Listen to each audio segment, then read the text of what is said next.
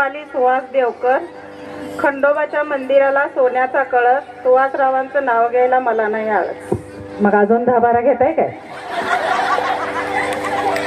आणि लय भारी की ट्रेंड अजून सुरू आहे या साडीचा, आहे की नाही? पावसे खवा पावसे रवा. अर्जुन रावांचं नाव घेते, पहिला 1000 रुपये ठेवा.